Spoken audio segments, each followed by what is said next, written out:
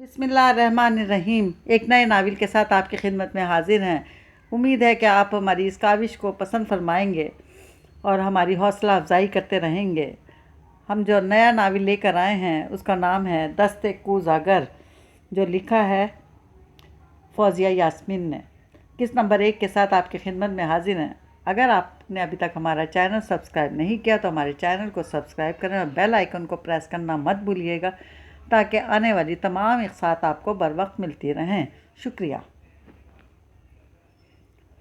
कमरे में मुकम्मल अंधेरा फैला हुआ था।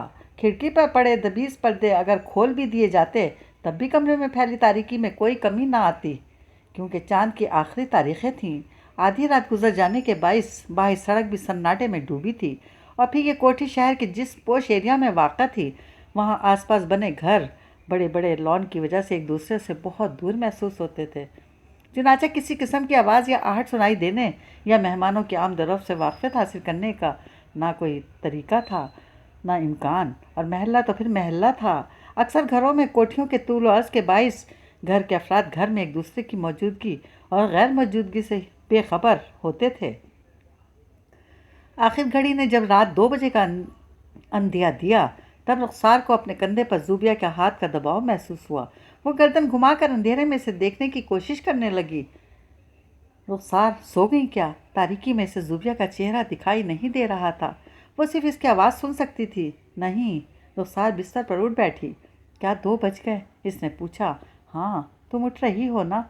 ज़ूबिया की आवाज़ एक बार फिर सुनाई दी। हूँ, लेकिन ज़ूबिया, कहीं तुम्हारे पेरेंट्स को पता ना चल जाए, रुखसार ने मध्यम लहजे में कहा। वो दोनों तो सो चुके होंगे, और फिर हम तो छत पर जा रहे हैं। वहाँ अगर कोई आवाज़ हुई भी तो ऐसा इन्हें क्या पता चलेगा? ज़ूबिया ने बेतासुर लहजे में कहा। मगर मुझे डर लग रहा है। रुखसार की आवाज़ में हल्की सी लर्जिश थी। पागल हो गई हो क्या? इतनी मुश्किल से तुम्हारे अम्मी अब्बू ने तुम्हें एक रात मेरे घर रहने की इजाज़त दी है। अगर आज ये काम नहीं हुआ तो कभी नहीं हो सकेगा। चलो उठो, ज़ूबिया ने नाराज़ी से कहा। मगर ज़ूबिया, अगर मगर क्या? तुम ये सब पहली बार तो नहीं कर रही। तुम तो बहुत माहिर हो। तुमने ही कहा था तुम्हारे सारे कज़न्स तुम्हारी महारत के कायल हैं। इतना ख़तरनाक अमल सब तुम्हारी वजह से करने को तैयार होते हैं। ज़ूबिया ने इसकी बात काटते हुए कहा। वही तो, मैं हमेशा ये सब अपने कज़न्स के साथ मिलकर किया करती थी, जबकि इस वक्त हम दोनों अकेले हैं। आधी रात को घर की छत पर तुम्हारे माँ बाप से छुप कर। मेरा मतलब है कहीं कोई गड़बड़ ना हो जाए। कैसी गड़बड़? तुम तो कह रही थी तुम्हारे हाथ में जादू है। तुम्हारे कज़न्स तुम्हारे आगे पीछे फिरते हैं कि तुम्हें रूह बुलाना ही नहीं बल्कि इसे वापस भेजना भी आता है, वरना बाकी सब तो डर जाते हैं। रूह को वापस भेजने का काम हमेशा तुम ही करती हो। फिर अब क्या हो गया? चलो उठो फ़ौरन, ज़ूबिया ने हतमी अंदाज में कहा तो इसे उठते ही बनी। अच्छा, कमरे की लाइट तो ऑन कर दो, रुखसार ने कदरे मिनमिना कर कहा। मम्मा 10 दफ़ा सोते में उठ कर मुझे चेक करती हैं। कमरे की लाइट ऑन देखकर वो उठकर हमारे पीछे आ सकती हैं। अब चलो भी, तुमने ही कहा था आधी रात के बाद खुले आसमान के नीचे ये अमल हो सकता है। ज़ूबिया की बात पर रुखसार गहरा सांस खींच कर रह गई। थोड़ी देर बाद वो दोनों छत पर खुले आसमान के नीचे खड़ी थीं। छत पर भी ज़ूबिया ने रुखसार के बेहद इसार के बाद सिर्फ छत के दरवाजे के ऊपर बनी एक ट्यूबलाइट ऑन की थी, और ख़ुद दोनों वसी और इस छत के ऐन वस्त में आ खड़ी हुई। गोया रोशनी के एहसास से निकल कर नीम तारीकी में चली आईं। सर्दियों की मखसूस सोगवार रात थी। पिछले कुछ दिनों से सर्दी भी अचानक बढ़ गई थी। ठंडी हवा के बेदर पे झोंकों ने रुखसार के वजूद पर कपकपी सी तारी कर दी, मगर ज़ूबिया हर एहसास से बेनियाज ठंडे यख बिस्ता फर्श पर आलती पालती मार कर बैठ गई। क्या हुआ? खड़ी क्यों हो? अरे जल्दी करो, कहीं मम्मा पापा ना आ जाएं। ज़ूबिया इसके चेहरे पर शशुपन के आसार देखकर बरहमी से बोली। ज़ूबिया, क्या तुम्हें यकीन है कि मेरे अमल पड़ने से वो रूह यहाँ आ जाएगी? रुखसार ने तामुल से पूछा। हाँ, तुमने ही तो कहा था कि तुमने बहुत बार। हाँ, मैंने कहा था, लेकिन चलो छोड़ो, ये बताओ तुम अपनी खाला की रूह से मिलकर क्या करोगी? रुखसार ने अपनी झंझलाहट पर बंद बांधते हुए इसके सामने फर्श पर बैठकर आसानी से पूछा। मुझे कुछ पूछना है इनसे। ज़ूबिया बोली। क्या? यही कि इन्हें किसने मारा था? ज़ूबिया आहिस्ता से बोली। लेकिन तुम तो कह रही थी उन्होंने खुदकशी की थी। रुखसार उलझ कर बोली। पता नहीं खुदकशी की थी या इनका कत्ल हुआ था, लेकिन किसी को खुदकशी पर मजबूर कर देना भी तो कत्ल है। زوبیہ کا لہجہ افسردہ ہو گیا۔ ہاں وہ تو ہے، مگر میرے پوچھنے کا مطلب ہے تمہیں ان سے کیا پوچھنا ہے؟ تم تو سب جانتی ہو، تم نے ہی کہا تھا انہیں کچھ لڑکوں نے اغوا کر لیا تھا اور انہی کی وجہ سے تمہاری خالہ کی ڈیتھ ہو گئی۔ رخسار کے چڑ کر کہنے پر زوبیہ خاموشی سے اس کی شکل دیکھتی رہی۔ کچھ دیر رخسار اس کے بولنے کا انتظار کرتی رہی، پھر اس کی طرف سے مایوس ہو کر کہنے لگی، جب تم سب جانتی ہو تو ان سے پوچھ کر انہیں اذیت میں کیوں ڈالنا چاہتی ہو؟ تمہیں نہیں معلوم جب ہم اس طرح روحوں کو بلاتے ہیں تو انہیں بڑی تکلیف ہوتی ہے؟ کیا تم روح بلانا نہیں جانتی؟ تم نے مجھ سے جو کچھ کہا تھا وہ سب جھوٹ تھا۔ زوبیہ بغور اسے دیکھتے ہوئے بولی تو ایک لمحے کے لیے رخسار سٹ پٹا گئی، پھر سنبھل کر کہنے لگی، ایسی کوئی بات نہیں، میں تو اس روح کے بھلے کے لیے کہہ رہی تھی۔ خیر چھوڑو کن باتوں کو، یہ بتاؤ کہ کیا نام ہے ان کا اور ان کی ماں کا؟ دنیا میں بھلے ہی تمہیں باپ کے نام کی ضرورت پڑتی ہو، مگر روحانی کاموں میں ہر جگہ ماں کا نام چاہیے ہوتا ہے۔ رخسار نے آلتی پالتی مارتے ہوئے خالص درویشانہ انداز میں اپنا لیا۔ زوبیہ نے جلدی سے ہاتھ میں پکڑا کاغذ کا بڑا سا رول کھول کر اپنے اور رخسار کے درمیان بچھا لیا۔ اس پر انگریزی کے کئی حروف لکھے ہوئے ہونے کے ساتھ مختلف خانے بنے ہوئے تھے۔ یہ رول رخسار اپنے گھر سے لے کر آئی تھی۔ ممی کا نام زبیدہ جہاں زیب ہے اور میری خالہ کا نام شائستہ ہے۔ زوبیہ جلدی جلدی بولی، ذرا ایک گلاس دینا کانچ کا۔ رخسار نے دونوں ہتھیلیوں کی پشت گھٹنوں پر رکھ لیں اور آنکھیں بند کر کے کہنے لگی، کیوں؟ زوبیہ کے منہ سے بے اختیار نکلا۔ وہ یہاں سے اٹھ کر کچن تک جانے کے خیال سے الجھ گئی تھی، کہیں آہٹ پر مما نہ بیٹھ جائیں۔ اس گلاس میں ہم روح کو بلائیں گے، بلکہ ہم نہیں، میں بلاؤں گی، پھر وہ میرے سوالوں کا جواب دے گی۔ رخسار نے آنکھیں موندے موندے شاہانہ انداز میں کہا۔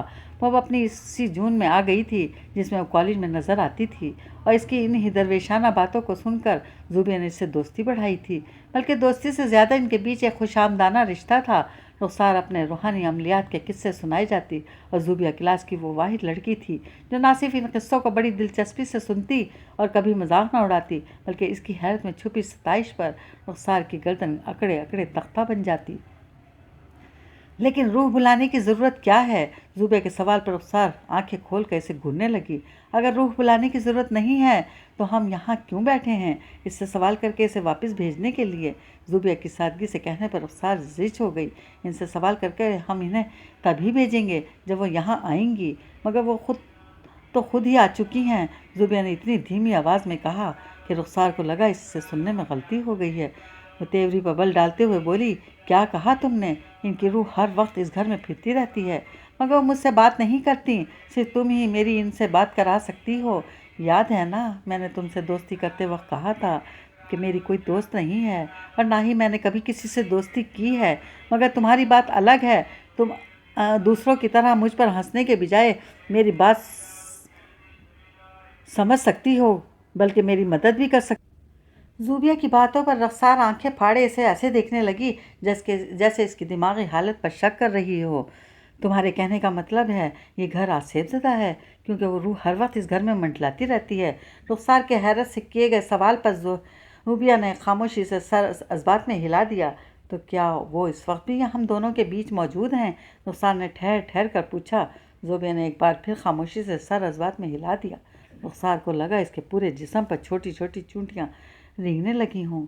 کوئی اور وقت ہوتا تو وہ اتنی آسانی سے خوفزدہ نہ ہوتی، مگر اس وقت آدھی رات کو اس سناٹے میں وہ ایک ایسی لڑکی کے ساتھ بیٹھی تھی جس کے ساتھ اس کی دوستی کو جمعہ 8 دن ہوئے تھے۔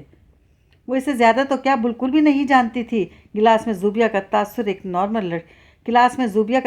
نارمل لڑکی کا نہیں تھا، حالانکہ زوبیہ کا تعلق شہر کے بہت امیر کبیر خاندان سے تھا۔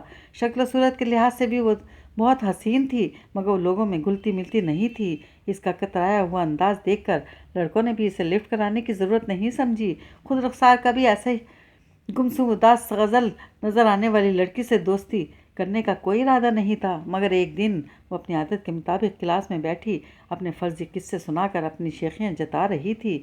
پہلے تو لڑکیاں ان سنسنی خیز قصوں کو دلچسپی سے سنتی رہیں، مگر جب اس نے مبالغہ رائے کی حد کر دی تو سب بور ہو کر اور کچھ اس کا مذاق اڑاتی اٹھ گئیں، مگر زوبیہ جو خود ضرورت کے تحت بھی کسی سے مخاطب نہیں ہوتی تھی اٹھ کر اس کے پاس آ بیٹھی۔ کیا واقعی تمہارے اندر روحانی صلاحیتیں ہیں؟ اس کے چہرے پر اتنا شوق اور تجسس تھا کہ رخسار کا چیونگم کا ببل پورا پھولنے سے پہلے ہی پھٹ کر اس کے منہ پر چپک گیا، جسے جلدی جلدی صاف کر کے وہ دوبارہ اپنے کارنامے سنانے لگی۔ اور زوبیہ اتنی مگن ہوئی کہ زندگی میں پہلی بار وہ کلاسز بنک کر کے اس کے ساتھ کینٹین میں بیٹھنے لگی۔ اسے اتنا مجسس دیکھ کر رخسار کو بڑا مزہ آتا۔ وہ اتنی اچھی سامع کو بالکل بھی کھونا نہیں چاہتی تھی، اس لیے جب اس نے کہا کہ اسے ایک روح کو بلا کر اس سے کچھ پوچھنا ہے تو رخسار فوراً رضامند ہو گئی، بلکہ جوش میں اس نے اس عمل کو اتنا پرسرار اور بھیانک بنا دیا کہ زوبیہ اس کی بہادری اور ہمت کی داد دیے بغیر نہ رہ سکی۔ مگر اسے نہیں پتا تھا کہ انگلش فلموں میں دیکھے روح بلانے اور سوال کرنے کے گھسے پٹے طریقے کو آدھی رات کو ایسے پرسرار ماحول میں کرنا اتنا دشوار ہوگا۔ اس کے محاورتاً نہیں حقیقتاً رونگٹے کھڑے ہو گئے۔ کیا تم اسے دیکھ سکتی ہو؟ رخسار نے تھوک نگلتے ہوئے پوچھا۔ ہاں، وہ دیکھو، وہ تمہارے پیچھے ہی کھڑی ہیں۔ زوبیہ رخسار سے نظریں ہٹا کر اس کے کندھے کے اوپر دیکھنے لگی۔ رخسار کا اوپر کا سانس اوپر اور نیچے کا سانس نیچے رہ گیا۔ اسے اپنے دل پسلیوں سے باہر آتا محسوس ہوا۔ اپنے اندر کی ساری ہمتیں مجتمع کر کے اس نے بمشکل گردن گھما کر اپنے پیچھے دیکھا۔ اس کے سامنے دور تک تاریکی کا راز تھا، کسی کی موجودگی کا کوئی احساس دور دور تک نہیں تھا۔ رخسار گہرا سانس کھینچتی زوبیہ کی طرف متوجہ ہو گئی، جو ابھی بھی اس کے اوپر کسی غیر مرئیز نقطے کو دیکھ رہی تھی۔ رخسار تھوڑی دیر پہلے جس خوف کے پیش نظر ہراساں ہو گئی تھی، وہ جیسے گہرے سانس کو باہر خارج کرتے ہوئے ہوا میں تحلیل ہو گیا۔ اپنی حماقت اور ابھرتی مسکراہٹ کو روکتے ہوئے اس نے دوبارہ آنکھیں موند لیں۔ ٹھیک ہے، جو وہ پہلے ہی یہاں موجود ہیں تو انہیں بلانے کی کوئی ضرورت نہیں۔ تم بتاؤ کیا پوچھنا چاہتی ہو تم ان سے؟ وہ میرے ہر سوال کا جواب دیں گی۔ شائستہ یہاں میرے پاس آ جاؤ، میں تمہیں زیادہ پریشان نہیں کروں گی۔ تم بس کچھ سوالوں کے جواب دے دو تاکہ زوبیہ اس اذیت سے نجات پالے جو تمہیں اس گھر میں بے چین بھٹکتا دیکھ کر اسے ہوتی ہے۔ رخسار آنکھیں بند کیے بانک لگانے کے سے انداز میں بولی۔ آنکھیں بند ہونے کے باوجود اسے احساس ہو گیا تھا کہ زوبیہ کی نظریں اس کے چہرے پر ٹک گئی ہیں۔ تبھی اپنے چہرے پر کرب کے آثار لاتے ہوئے اس نے اپنی آنکھوں کو تھوڑا سا میچ لیا۔ بولو شائستہ، کیا بات ہے؟ کیا ہوا تھا تمہارے ساتھ؟ کیا بات ہے جو تمہیں پریشان کرتی ہے اور تم مر کر بھی زندہ لوگوں کی طرح دنیا میں رہنے پر مجبور ہو؟ بولو، جواب دو۔ رخسار کا تنفس بڑھتا جا رہا تھا۔ اسے پوری طرح احساس تھا کہ اس کے سامنے بیٹھی زوبیہ بے چینی سے پہلو بدل رہی ہے۔ کچھ دیر خاموش رہ کر اس نے گویا زوبیہ کو بے چینی کو ہوا دینی چاہی، پھر وہ ایک دم چونک اٹھی۔ علیان بھائی سو گئے کیا؟ علیان بستر پر سونے لیٹ ہی رہا تھا، اس کے کمرے کا دروازہ ہلکے سے نوک کر کے بریرہ اندر چلی آئی۔ علیان نے حیرانی سے پہلے اسے اور پھر گھڑی کی طرف دیکھا۔ 12 بجنے میں 5 منٹ تھے۔ کیا ہوا؟ ڈر لگ رہا ہے کیا؟ علیان نے حیرت سے پوچھا۔ کسی زمانے میں وہ واقعی اتنی ڈرتی تھی کہ ممی کے پاس ہی سوتی تھی، مگر اب اسے اس بات کو گزرے عرصہ ہو گیا تھا، اسی لیے علیان کے پوچھنے پر قدرے خفگی سے اسے دیکھنے لگی۔ آپ بھول گئے ہیں، میں نے کہا تھا آپ سے رات کے 12 بجے تیار رہیے گا۔ علیان کو جیسے اچانک کچھ یاد آ گیا اور اس نے دونوں ہاتھوں میں سر تھام لیا۔ بریرہ، اللہ کے لیے اب بڑی ہو جاؤ۔ کیا علیان بھائی، آپ بہت ہی بورنگ انسان ہیں۔ ساری تیاری میں نے کر لی ہے، آپ کو صرف میرے ساتھ چل کر ممی ڈیڈی کو وش کرنا ہے، اور آپ اس کے لیے بھی تیار نہیں؟ بریرہ اپنی عادت کے مطابق باقاعدہ ناراض ہو گئی تھی۔ اچھا، میں بورنگ ہوں؟ اگر مجھے بھی تمہاری طرح دن چڑھے تک سونے کا موقع ملے تو میں بھی رات گئے تک سارے کام کر سکتا ہوں۔ کبھی صبح 7 بجے اٹھ کر 10 بجے آفس کے لیے نکلو، تب پتہ چلے۔ علیان بستر سے اٹھتے ہوئے بھی اسے چھیڑنے سے باز نہ آیا، جبکہ بریرہ اسے شیشے کے سامنے کھڑے ہو کر انگلیوں سے بال سنوارتا دیکھ کر اپنی ساری ناراضی بھول گئی۔ ویسے بھی وہ جانتی تھی کہ اس کا کہا کبھی اس گھر میں ٹالا نہیں جاتا تھا۔ علیان چاہے کتنے بھی نخرے دکھا لیتا لیکن اپنی بہن کی خواہش کبھی رد نہیں کرتا تھا، اس لیے بڑے فخری انداز میں بولی۔ تو میں نے کب کہا ہے کہ صبح صبح آفس جائیں؟ آپ کوئی ملازم نہیں ہیں بلکہ خود مالک ہیں اتنے بڑے بزنس کے۔ آپ دوپہر کے 1 بجے بھی چلے جائیں گے تو کون پوچھے گا؟ ہاں، پھر واقعی کوئی بھی نہیں پوچھے گا۔ علیان نے اس کے الفاظ کو دوسرا مطلب پہناتے ہوئے کہا۔ اپنے آفس میں آ کر میں خود 2 بجے جاؤں گا تو پھر کیا ہو گیا بزنس؟ اگر ٹائم کی اتنے شارٹ ایج نہ ہوتی تو میں ایک طویل بحث کرتی، مگر 12 بجنے میں صرف 1 منٹ رہ گیا ہے اور ہمیں سب سے پہلے ممی ڈیڈی کو اپنی اینیورسری وش کرنی ہے۔ چلیں فوراً، وہ اپنے بڑے جوش سے کہتی اس کے کمرے سے باہر نکل گئی۔ اس کی بےتابی دیکھ کر علیان بھی مسکراتا ہوا اس کے پیچھے ہی کمرے سے نکل آیا۔ اس کے بیڈ روم کے برابر میں ہی ممی ڈیڈی کا کمرہ تھا، جس کے دروازے پر بڑے سے بکے اور کارڈ کے ساتھ خوبصورت سے ریپر پیک ہوا تحفہ بریرہ پہلے سے ہی بڑی خوبصورتی سے سجا کر رکھ چکی تھی۔ یار اتنی رات گئے، ممی ڈیڈی کی نیند خراب کرنا اچھا نہیں لگتا۔ عالیہ نے اسے دستک دینے کے لیے ہاتھ اٹھاتا دیکھ کر وہی جملہ کہا جو وہ تقریباً ہر سال ہی کہتا تھا، کیونکہ پچھلے کئی سالوں سے بریرہ کا یہی معمول تھا۔ ممی ڈیڈی کی اینیورسری پر وہ عالیان سے پیسے لے کر خوبصورت سا تحفہ بکے اور کارڈز دروازے پر رکھ کر رات کو 12 بجتے ہی ان کے کمرے کا دروازہ کھٹکھٹاتی اور خود ایک طرف ہو جاتی۔ ہر سال اس طریقے پر پابندی سے کاربند ہونے کے باوجود اس کے والدین دروازہ کھولتے ہی ایک نئی حیرت سے دوچار ہوتے۔ اپنی بے تحاشا سوشل لائف میں دونوں اس دن کو یاد رکھتے تھے نہ تاریخیں، اسی لیے اپنی شادی کی سالگرہ اپنے بچوں کے اتنے دھیان سے یاد رکھنے پر انہیں بے پایاں خوشی ہوتی۔ یہی وجہ تھی کہ گہری نیند سے اٹھ کر بھی جب وہ دروازہ کھول کر اس سرپرائز کو دیکھتے تو ایک پل کے لیے بھی ان کے ماتھے پر شکن نہیں پڑتی تھی، بلکہ وہ بڑی گرم جوشی سے اس کا تحفہ قبول کرتے ہوئے انہیں گلے لگا لیتے۔ حالانکہ اس کے والدین ریاض غفار اور شگفتہ غفار جس سوسائٹی سے تعلق رکھتے تھے، وہاں بچوں سے ایسی والہانہ محبت کا مظاہرہ بہت کم دیکھنے کو ملتا ہے، مگر ان کے گھر میں روایات اور اقدار کی ان رسموں کو ابھی بھی پاسداری کی جاتی تھی، جن کا تصور تک لوگوں کو محال لگتا تھا۔ یہی وجہ تھی کہ عالیہ اور بریرہ کی تربیت ایسے خطوط پر ہوئی تھی کہ ان کے پورے سرکل میں تمام والدین اپنے بچوں کو ان کی مثالیں دیتے نظر آتے تھے۔ خاص طور پر عالیان کو اپنی ذہانت اور قابلیت کی وجہ سے بچپن ہی سے بھرپور پذیرائی حاصل رہی تھی۔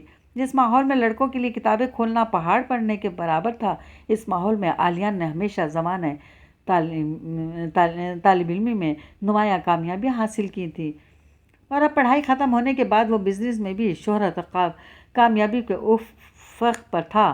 دستک کے جواب میں ریاض غفار نے مندی آنکھوں سے دروازہ کھولا اور جیسے ان کی نیند ایک پل میں غائب ہو گئی، بڑی خوبصورت مسکراہٹ کے ساتھ انہوں نے اپنے دائیں بائیں دیکھا، جہاں حسب معمول دیوار سے ٹیک لگائے عالیان اور بریرہ موجود تھے، بلکہ بریرہ نے باقاعدہ ترنم کے ساتھ ہیپی اینیورسری کا مخصوص گانا بھی گایا، اور جس کی آواز پر شگفتہ غفار بھی بستر سے اٹھ آئیں۔ شادی کی سالگرہ بہت بہت مبارک ہو۔ عالیہ نے زمین پر سے بکے اٹھا کر شگفتہ غفار کی جانب بڑھایا تو انہوں نے بکے لینے کے بجائے بے اختیاری سے گلے لگا لیا۔ پتہ نہیں رات کا کون سا پہر تھا جب اس کا موبائل بجنا شروع ہو گیا۔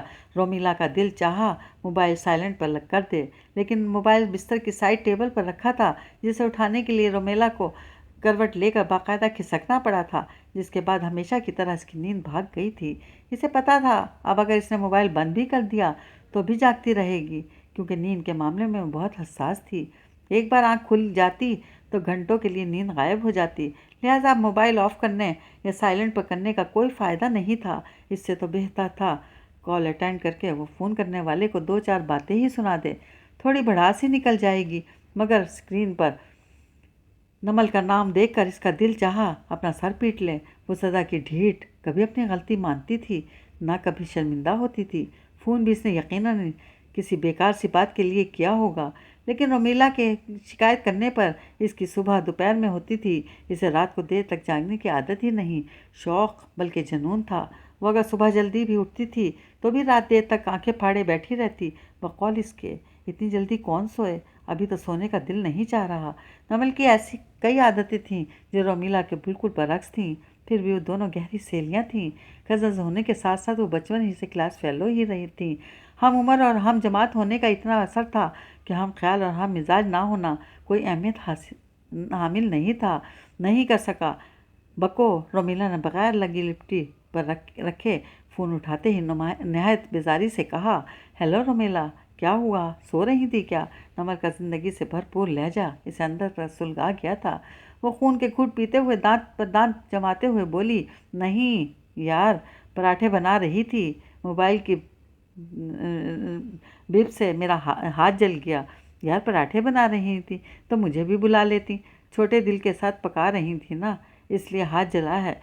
اسے شرمندہ کرنے والا خود شرمندہ ہو سکتا تھا، مگر اس سے ایسی توقع بیکار تھی۔ اوہ آئی ایم سوری، دراصل مجھے امید نہیں تھی کہ ماموں مانی رات کے 1:30 بجے اتنی دور تمہیں میرے ہاتھ کے پراٹھے کھانے بھیج دیں گے۔ رومیلا کے طنزیہ انداز پر وہ جس طرح ٹھٹکی تھی، اس پر رومیلا کو نمل کے کمرے میں موجود ہوئے بغیر یہ یقین تھا کہ اس نے اپنی دیوار پر लगी हुई क्लॉक को देखा होगा और इसके गुस्से की वजह समझ कर थोड़ी सी खिसियानी हुई होगी, मगर फ़ौरन ही अपनी जून में वापस आते हुए बेनियाजी से बोली, क्या हुआ जो रात को फ़ोन कर लिया? तुम्हें कौन सा सुबह उठकर ऑफिस जाना है? रोमिला के सोचते ही एयरपीस से इसकी आवाज़ में लफ्ज़ ब लफ्ज़ यही जुमला अदा हुआ, तुम्हारी नज़र में सुबह सिर्फ इन्हीं लोगों को उठना चाहिए जिन्हें सुबह ऑफिस या कॉलेज जाना हो, वरना दूसरी सूरत में इंसान की सुबह ही ना हो। भाई सुबह तो होगी, लेकिन वो तो कभी भी हो सकती है। इसके लिए ज़रूरी तो नहीं कि घड़ी देखकर उठा जाए। भाई जब जागो तब सवेरा। नमल की बातें इसकी बर्दाश्त से बाहर होने लगी थी। वो उकताए हुए बोली, अच्छा फिलासफर साहिबा, ये बताइए फ़ोन क्यों किया है? बूझे तो जाने। नमल खुश शोखी से बोली, नहीं नहीं, हमारी क्या मजाल कि फिलासफर साहिबा की नाकाबिले बर्दाश्त खुशी को बूझ सकें। इस मामूली से जहन की इतनी रसाई कहाँ? रोमिला जल कर बोली तो नमल खिलखिला कर हंस दी। तुम्हें याद है हमने यूनिवर्सिटी में एडमिशन लेने के लिए अप्लाई किया था? हाँ तो? रोमिला चौंकते हुए बिस्तर पर उठ बैठी। अभी तक तुम्हें कुछ पता नहीं चला होगा कि तुम्हारा, मेरा और सुंबल का एडमिशन हुआ या नहीं? नमल ने अठला कर कहा। तुम कहीं ये तो नहीं कहना चाह रही कि तुम्हें आधी रात को ही पता चल गया है? रोमिला छंबे से बोली तो नमल एक बार फिर दिल खोल कर हंस दी। आधी रात तुम्हारे लिए होगी, मेरे लिए तो दिन निकला हुआ है। तो क्या अखबार भी आ गया? इसका इतना तजस्सुस फैलाना रोमिला को पता तपा गया था। अखबार का इंतज़ार तुम्हारे जैसे महदूद वसाइल के लोग करते हैं। हम तो वो हैं जो खबर को पाताल से निकाल कर लाते हैं, तुम्हारे जैसे हाथ पर हाथ रखे लोगों के लिए।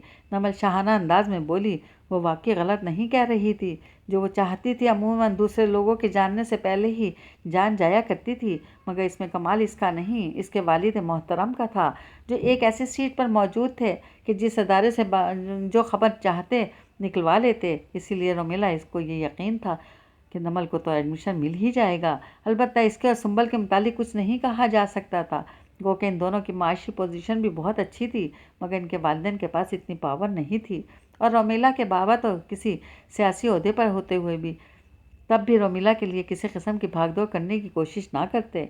इन्हें तो ये भी नहीं पता था कि रोमिला ने एडमिशन लेने के लिए कितने नवाफिल की मन्नत मांग रखी है। उन्होंने तो इसे फारिग देख कर अप्लाई करने की इजाज़त दे दी थी। आगे दाखिला मिलता या नहीं, इससे इन्हें कोई गर्ज नहीं थी। अल्लाह के लिए नमल, ये बेसरोपा बातें बंद करो और ये बताओ कि मेरा और सुंबल का एडमिशन हुआ या नहीं? रोमिला फ़ौरन इल्तिजाई अंदाज में बोली। क्या मतलब? मेरे बारे में जानने की फ़िक्र नहीं है कि तुम्हें? नमल ऐसे आंखें निकालने लगी जैसे इसे देख रही हो। अरे किसी माई के लाल में इतनी हिम्मत है कि तुम्हें दाखिला देने से मना करे? और इसमें तुम्हारा खिलखिलाता लहजा, साफ जाहिर है तुम सेलेक्ट हो गई हो। रोमिला ने बड़ी मुश्किल से अपने गुस्से को काबू कर रखा था। नमन से मतलूबा खबर हासिल किए बगैर वो इसे नाराज़ नहीं कर सकती थी कि अगर इसे गुस्सा आ जाता तो फिर वो कुछ ना देखती, मगर शायद रवानी में वो कुछ गलत कह गई थी। तभी नमल पहली बार संजीदा होते हुए बोली, क्या मैं सिर्फ अपने सेलेक्ट होने पर इतना खुश हो सकती हूँ? इसके इस्तफहामिया अंदाज में छुपे शिकवे पर रोमिला खजल सी हो गई। नहीं, मैं हमें तुम्हें हम लोगों के बगैर भला तुम्हारी खुशी मुकम्मल हो सकती है? मैं तो ऐसे ही कह रही थी। वेट, इसका मतलब है मैं और सुंबल? रोमिला इसे मनाने के लिए तेज़ तेज़ बोलते एकदम ठिठक गई। नमल की बात से जो इंकशाफ हुआ था, इस पर खुशी के मारे इस पर सकता तारी हो गया था। जी हाँ, तुम्हारा और सुंबल का तुक्का भी लग गया है, नमल उखड़े उखड़े लहजे में बोली। मगर रोमिला ने ध्यान ही नहीं दिया तो वो चीख मारते हुए बिस्तर से उतर आई। इतनी बड़ी खुशखबरी और तुम हो के बताने के बजाय बकवास किए जा रही हो। सबसे पहले तुम्हें बताया है, अम्मी के बाद। नमन ने एहसान जताते भी वजाहत ज़रूरी समझी कि कहीं झूठ बोलने का इल्ज़ाम सर ना आ जाए, मगर रोमिला ने जैसे सुना ही नहीं। कहीं तुम झूठ तो नहीं बोल रही? ए डियर कज़न, ज़मीन पर आ जाओ। मैंने तुम्हारे एडमिशन के मिलने की खबर दी है, कोई शादी की खबर नहीं सुना दी। जभी तो मैं खुश हूँ कि तुमने शादी की नहीं, एडमिशन की खबर सुनाई है। रोमिला शोखी से बोली। मेरा दिल चाह रहा है अभी बाबा जानी और भैया को जगा कर ये खबर सुना दूँ। रोमिला पुरजोश लहजे में बोली।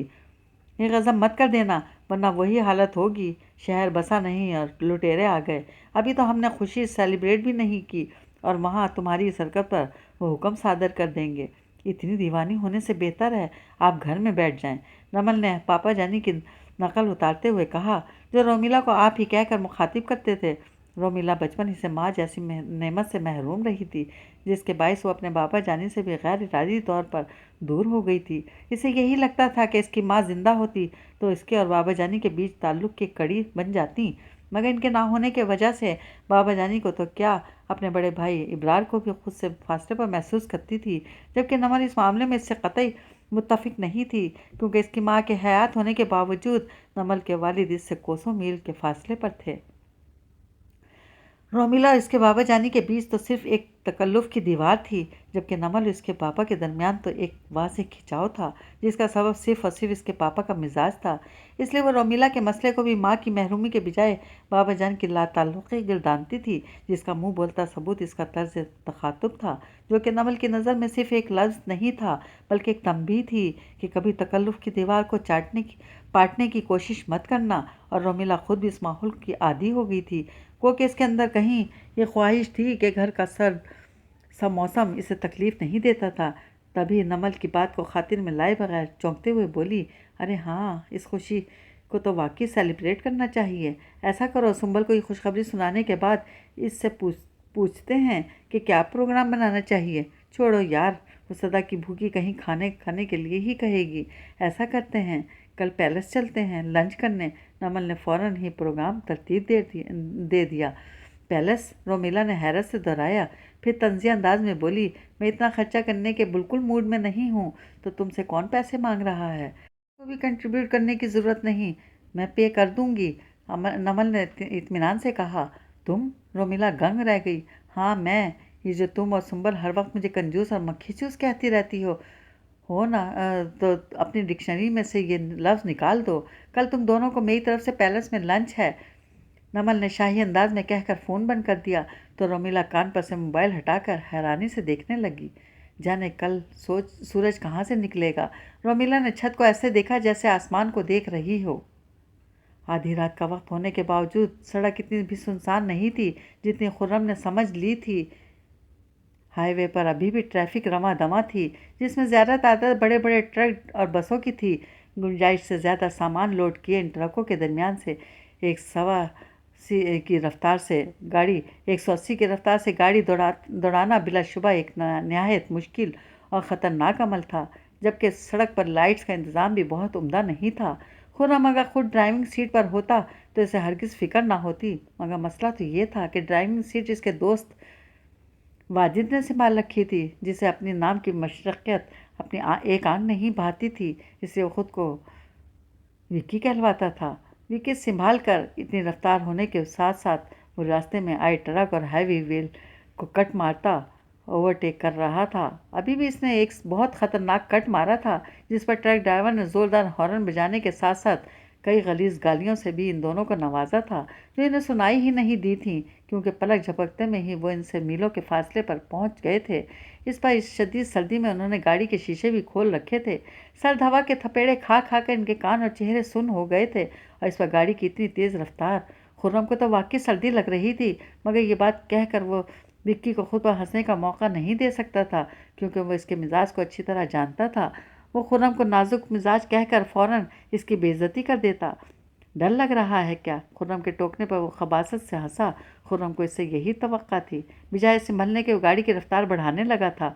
विक्की, नाउ स्टॉप इट, मेरी नई गाड़ी है यार। खुर्रम को वाकई गुस्सा आ गया था। ज़िंदगी और मौत के ऐसे खेल वो अक्सर खेलता रहता था, मगर इसने कभी किसी दूसरे की गाड़ी पर करतब नहीं दिखाए थे, जबकि विक्की ने सिवाय एक अपनी गाड़ी के बाकी सारे दोस्तों की गाड़ियों और बाइक्स को तख्ता मश्क बना डाला था। यहाँ तक कि खुर्रम की गाड़ी भी इसके ने कई बार इस्तेमाल की थी, मगर ये गाड़ी तो एक हफ्ते पहले ही डैड ने दी थी।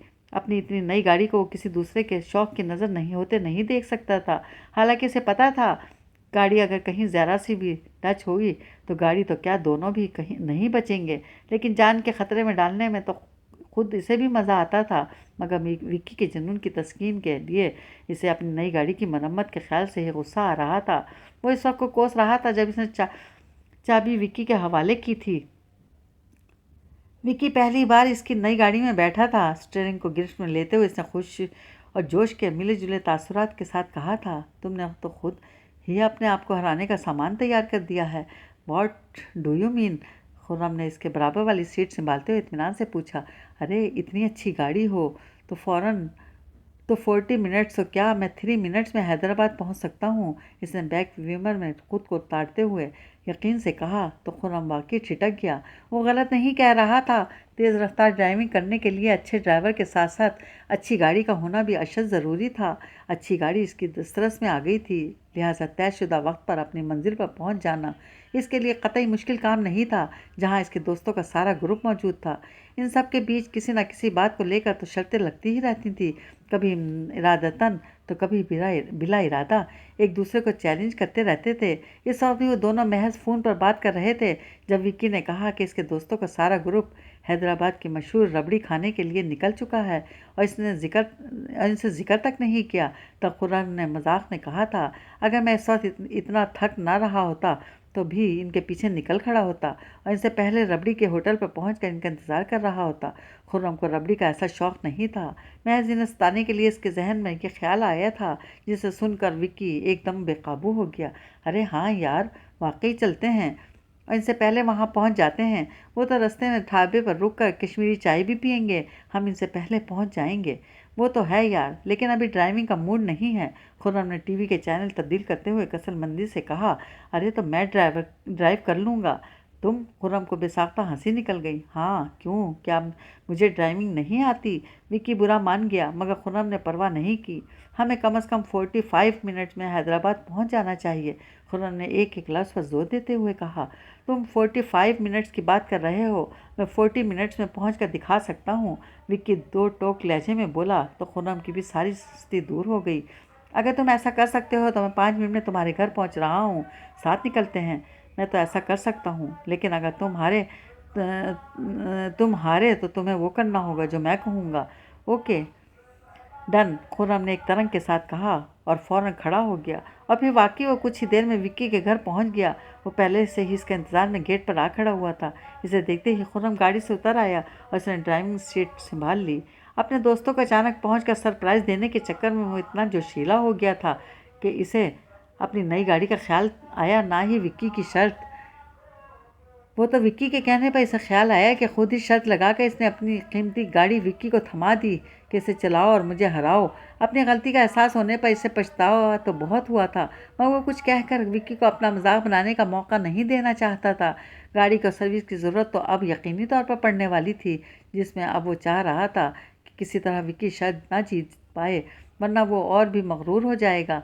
इसकी आदत थी, जब खुश होता तो छिछोरा हो जाता, और खुर्रम ने अनजाने में शर्त भी ऐसी मान ली थी कि जो विक्की कहेगा कर गुजरेगा। मगर घड़ी की सुई गाड़ी की रफ्तार के कांटे का मुकाबला नहीं कर पा रही थी। निकले हुए 25 मिनट हुए थे जबकि गाड़ी की रफ्तार को जाहिर करती सुई 190 के छू रही थी।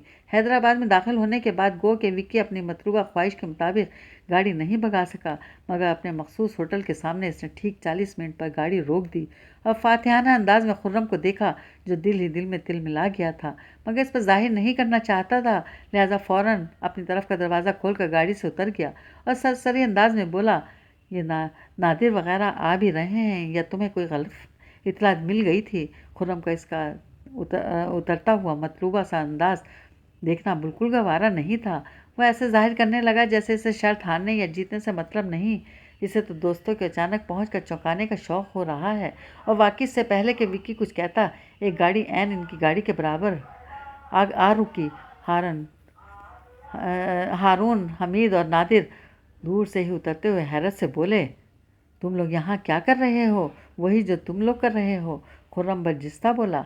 हम तो रबड़ी खाने आए थे और होटल फ़ोन भी कर दिया था कि कहीं वो बंद ना कर दें, और हारून इत्मीनान से बोला। और हमसे जिक्र तक नहीं किया रबड़ी खाने का, विक्की ने शिकायत की। खुर्रम को शौक़ जो नहीं है रबड़ी खाने का, हमीद ने फ़ौरन कहा। और फिर ये शाम में यूनिवर्सिटी में ही इतना थक गया था, मुझे तो लगा ये अब तक सो भी चुका होगा।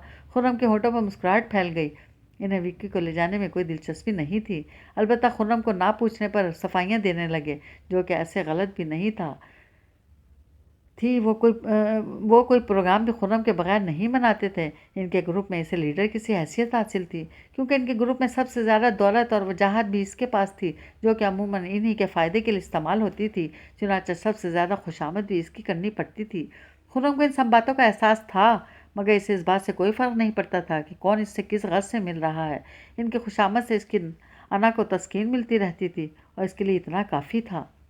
ابھی بھی ان کی باتوں نے اس کا موڈ ایک دم خوشگوار کر دیا تھا۔ کبھی سفید جھوٹ بھی اپنے مخصوص ٹھوس لہجے میں بولا، ہاں ایسے بیکار چیزیں میں کھاتا نہیں، اور ڈرائیونگ تو بالکل بھی موڈ نہیں تھا، لیکن اگر اس وکی کے بچے سے کہتا کہ انہیں اچانک پہنچ کر سرپرائز دیتے ہیں جو نکلنے میں اتنا ٹائم لگاتا تو ہاں کیا تم لوگ پہنچ جا چکے ہوتے اور خود ہمیں ہوٹل بند دیکھ کر سرپرائز مل جاتا۔ اس لیے میں نے اسے اپنی گاڑی بھی دے دی اور چیلنج بھی کر دیا کہ شاید جوش میں آ کر وقت پر پہنچا دے۔ وکی کی شکل سے بور لگنے لگا تھا۔ ہارون وغیرہ نے اسے نظر انداز کر کے اس کی ویلیو ایک دم ہی ڈاؤن کر دی تھی، اور واقعی خرم کی مہنگی سی شاندار گاڑی کو دیکھ کر اس تیز رفتاری کا سارا کریڈٹ کوئی بھی ڈرائیور کے بجائے گاڑی کو دے دیتا۔ پھر بھی شرط کے مطابق تمہیں میری بات تو ماننی پڑے گی، وکی نے بے نیازی دکھانے کی کوشش کی۔ ٹھیک ہے بولو کیا کرنا ہوگا مجھے؟ خرم نے جیکٹ کی جیبوں میں ہاتھ ڈالتے ہوئے اعتماد سے پوچھا تو سب وکی کی شکل دیکھنے لگے۔ تمہیں ہم سب کو شہر کے سب سے مہنگے ہوٹل میں کھانا کھلانا ہوگا، وکی نے بہت سوچتے ہوئے کہا۔ خرم واقعی حیران رہ گیا، اتنی بیکار شرط! اس وقت تو وہ کچھ بھی کہہ سکتا تھا، مگر فوراً ہی اس بول سے مطالبے کی وجہ بھی سامنے آ گئی۔ لیکن اس نے جملہ ادھورا چھوڑ کر ان سب کو باری باری دیکھا، پھر ایک ایک لفظ پر زور دیتے ہوئے بولا، لیکن اپنے پیسوں سے نہیں بلکہ ہوٹل میں آئے کسی شخص کے پیسے چرا کر۔ وکی کے جملہ پورا کرتے ہی ہارون وغیرہ نے خوشی کے اظہار کے طور پر فوراً تالیاں بجا کر حمایت کر دی۔ اپنے طور پر وکی نے حساب برابر کر لیا تھا۔ ابھی جو اس کی عزت کا فالودہ ہوا تھا، اس نے ایسے حالات پیدا کر دیے تھے کہ کل کو خرم کی عزت کا بھی جنازہ نکل جائے، مگر وہ واقعی شرط پر ذرا بھی پریشان نہ ہوا، بلکہ بڑے اطمینان سے کندھے اچکاتے ہوئے بولا، ٹھیک ہے ایز یو وش، کل ہی چلتے ہیں۔ اس کے مانتے ہی ہارون اور سب دوستوں نے پہلے سے بھی زیادہ خوشی کا اظہار کیا، اور خرم نے ان سب سے پہلے قدم ہوٹل کی طرف بڑھا دیے۔ کسی مہنگے ترین ہوٹل میں آئے شخص کے پیسے چرانا اتنا آسان کام نہیں تھا، لیکن اسے خود بھی زندگی میں تھرل اور چیلنجز پسند تھے، اس لیے ایسے کام کر کے اسے مزہ ہی آتا تھا، کیونکہ اسے انجام کے طور پر کبھی کچھ بھگتنا بھی نہیں پڑا تھا۔ وہ اپنے والدین کا بہت لاڈلا تھا، اگر اس کی کوئی غلطی ان تک پہنچ بھی جاتی تو وہ اسے کبھی سختی سے سرزنش نہیں کرتے تھے، بلکہ بعض اوقات اس کی حرکتوں پر انہیں بھی ہنسی آ جاتی۔ بچپن سے ان کا یہ رویہ دیکھ کر ظاہر ہے اس کے حوصلے بڑھنے ہی تھے۔ ابھی بھی چوری جیسی معیوب حرکت کرنے پر اسے کوئی شرمندگی یا گھبراہٹ نہیں تھی۔ اس کے پاس اتنا پیسہ تھا کہ اگر وہ پکڑا بھی جاتا تب بھی اس کے خلاف کوئی کارروائی نہیں ہو سکتی تھی، مگر کیونکہ اسے دوستوں کے سامنے للکارا گیا تھا، لہٰذا اس امتحان میں سرخرو ہونا اشد ضروری تھا۔ اور پھر اسے یقین تھا شہر کے مہنگے ترین ہوٹل میں اسے کوئی نہ کوئی بیوقوف ایسا مل ہی جاتا جس کی جیب کاٹنا اس کے لیے کوئی مشکل امر نہ ہوتا۔ اس لیے جب وہ سب گھر کے لیے واپس جانے لگے تو خرم یاد دہانی کراتے ہوئے بولا، کل یونیورسٹی ذرا اچھے طریقے سے تیار ہو کر آنا، ہم وہیں سے پیلس چلیں گے لنچ کرنے۔ زوبیہ کی نظریں یکٹک رخسار پر ٹکی ہوئی تھی، جس کے چہرے سے صاف ظاہر ہو رہا تھا کہ وہ اندر ہی اندر کسی کرب سے گزر رہی ہے۔ زوبیہ بے صبری سے اس کے بولنے کا انتظار کرنے لگی، مگر رخسار کے خاموشی طویل ہوتی جا رہی تھی کہ اچانک اس کے جسم کو ایک جھٹکا لگا۔ زوبیہ اتنے مگر انداز میں اسے دیکھ رہی تھی کہ وہ خود بھی اپنی جگہ اچھل پڑی، جبکہ رخسار ایک جھٹکے سے آنکھیں کھول کر زوبیہ کو گھورنے لگی۔ پتہ نہیں اس کے چہرے پر ایسا کیا تھا کہ زوبیہ کچھ سہم سی گئی۔ کیا بات ہے زوبی، کیا پوچھنا چاہتی ہو؟ رخسار کی آواز تھوڑی موٹی اور بھاری ہو گئی تھی، ایسا لگ رہا تھا رخسار کے بجائے کوئی اور بول رہا ہو۔ کون ہو تم؟ زوبیہ نے خوفزدہ انداز میں پوچھا۔ میں تمہاری خالہ ہوں زوبی۔ رخسار کا چہرہ بالکل سپاٹ تھا، جیسے کوئی روبوٹ بول رہا ہو۔ زوبیہ حیرت سے منہ کھولے سے دیکھے گئی۔ جلدی پوچھو جو پوچھنا ہے، مجھے گھٹن ہو رہی ہے۔ رخسار کے نہایت سخت لہجے پر زوبیہ ہونٹوں پر زبان پھیر کر جلدی جلدی کہنے لگی، آپ کیسی ہیں؟ آپ کے ساتھ کیا ہوا تھا؟ تم سب کچھ جانتی ہو، پھر کیوں پوچھ رہی ہو؟ تم خود بتاؤ، ایک اغوا شدہ لڑکی کا معاشرے میں کیا مقام ہوتا ہے؟ میری وجہ سے سارے گھر والے بدنامی کا عذاب جھیلتے رہتے، اس لیے میں نے خود کو ختم کر کے سارے مسائل حل کر دیے، مگر میں تم سے اتنی محبت کرتی ہوں کہ تمہیں چھوڑ کر جانے کا تصور بھی نہیں کر سکتی، اس لیے میں ہر وقت اس گھر میں تمہارے پاس رہتی ہوں، تم سب کے قریب۔ مگر زوبی، مجھے یہ دیکھ کر بہت دکھ ہوتا ہے کہ تم میری جیسی مری ہوئی لڑکی کے لیے تو اتنا پریشان رہتی ہو، مگر تمہارے آس پاس اتنے زندہ پریشان حال لوگ موجود ہیں اور تمہیں ان کی کوئی فکر نہیں۔ یہ آپ کیسی باتیں کر رہی ہیں؟ کون لوگ؟ زوبیہ کے گلے میں آنسوں کا گولا سا بننے لگا۔ بہت لوگ ہیں، زیادہ دور جانے کی ضرورت نہیں، ایک تو تمہاری یہ دوست ہی ہے جو تمہارے سامنے بیٹھی ہے رخسار ایک بہت اچھی لڑکی ہے جو محض تمہارے کہنے پر اپنے پیرنٹس سے جھوٹ بول کر تمہارے گھر رہنے چلی آئی اور آدھی رات کو تمہاری خاطر اتنا خطرناک عمل پڑھنے بیٹھ گئی۔ یہ واقعی تمہاری مخلص دوست ہے، اس دوست کی قدر کرو، اسے اکثر پیسوں کی ضرورت رہتی ہے، اس کی ظاہری حیثیت پر مت جاؤ، وہ خوددار لڑکی ہے، تمہارے آگے ہاتھ نہیں پھیلائے گی، تم آرام سے اس کی معاشی مدد کر سکتی ہو، بلکہ تم کلاس میں ہمیشہ اچھے نمبروں سے پاس ہوتی ہو، تم اگر اپنے نوٹس وغیرہ اسے دے دو تو بھی اس کی بہت ہیلپ ہو جائے گی۔ تمہیں نہیں معلوم وہ گھر میں چھوٹے موٹے کام کر کے پیسے کمانے میں لگی رہتی ہے، اس کے پاس پڑھنے کا وقت بھی نہیں ہوتا، بلکہ تم اسے سمجھنے کی کوشش کرو تو تمہیں اندازہ ہوگا اللہ نے اس کے روپ میں تم پر کتنا کرم کیا ہے۔ اس کی مدد کر کے تم اس پر احسان کرنے کے بجائے اپنے لیے راحت کا سامان کرو، اور جب بھی مجھ سے بات کرتی ہو رخسار کے ذریعے کر سکتی ہو، مگر اس کا یہ مطلب نہیں ہے کہ ہر وقت اس بیچاری کو پریشان کرتی رہو، مہینے میں ایک ملاقات کافی ہے، وہ بھی اگر رخسار رضامند ہو تو۔ اب مجھے جانا ہے، میں زیادہ دیر ٹھہر نہیں سکتی، اپنا خیال رکھنا، خدا حافظ۔ رخسار کہتی چلی گئی اور اپنی بات مکمل کر کے ایک طرف ڈھہ گئی۔ زوبیہ حیران پریشان سی اس کی باتیں سن رہی تھی، اس کے گرتے ہی بری طرح گھبرا گئی، جلدی سے رخسار کے پاس آ کر اسے دیکھا اور اس کا سر اپنی گود میں رکھ کر اس کا گال تھپ تھپانے لگی۔ رخسار، رخسار، آنکھیں کھولو۔ رخسار نے مندی مندی آنکھوں سے زوبیہ کو دیکھا جیسے اس کی سمجھ میں کچھ نہ آ رہا ہو۔ تم ٹھیک تو ہو نا رخسار؟ مجھے کیا ہوا؟ رخسار نے اٹھتے ہوئے پوچھا۔ تمہیں نہیں یاد تم نے ابھی کیا کیا؟ زوبیہ ابھی تک پریشان تھی۔ نہیں تو کیا کہا تھا میں نے؟ اف! رخسار نے اپنی کنپٹی کو دونوں ہاتھوں سے پکڑ کر ایسے دبایا جیسے بڑی زور سے ٹیس اٹھی ہو۔ کچھ بھی نہیں، تم اپنے ذہن پر زور مت ڈالو، چلو کمرے میں چل کر آرام کرو، تھک گئی ہوگی، میں تمہارے لیے دودھ گرم کر کے لاتی ہوں۔ زوبیہ کے لہجے میں اس کے لیے فکر ہی فکر تھی اور اس کے چہرے پر اپنائیت کا ایک جہان آباد تھا۔ رخسار نے کمال مہارت سے اپنی مسکراہٹ کو روکتے ہوئے نہایت معصومیت سے کہا، میرا سر بھی ہل رہا ہے، دودھ میں اوولٹین بھی ڈال دینا۔ ہاں ہاں، کیوں نہیں، چلو کمرے میں چلتے ہیں۔ زوبیہ فوراً بولی اور اس کا ہاتھ پکڑ کے اسے اٹھانے لگی کہ عین اسی لمحے دروازے کے اوپر نصب ٹیوب لائٹ آف ہو گئی اور چاروں طرف گہری تاریکی پھیل گئی۔ اوہ گاڈ! لائٹ چلی گئی۔ تمہارا تو جنریٹر بھی آج کل خراب ہے نا؟ رخسار نے کہا تو زوبیہ ایسے بڑبڑانے والے انداز میں بولی جیسے رخسار کی بات سنی ہی نہ ہو، کہیں مما اٹھ نہ جائیں، اگر انہوں نے ہمیں دیکھ لیا تو۔ چلو جلدی سے نیچے چلتے ہیں۔ زوبیہ جلدی میں اس کا ہاتھ پکڑ چھوڑ کر اکیلی ہی آگے بڑھ گئی۔ مما کا خیال آتے ہی وہ باختہ سی ہو گئی تھی۔ ارے رکو تو صحیح، مجھے تو اندھیرے میں زینہ نظر بھی نہیں آئے گا۔ اس کے ہاتھ چھوڑ کر آگے بڑھ جانے پر رخسار پریشانی سے بولی، مگر زوبیہ کی طرف سے کوئی جواب نہیں آیا اور اندھیرا اتنا زیادہ تھا کہ رخسار کو اندازہ بھی نہیں ہو رہا تھا کہ آیا زوبیہ چھت پر موجود ہے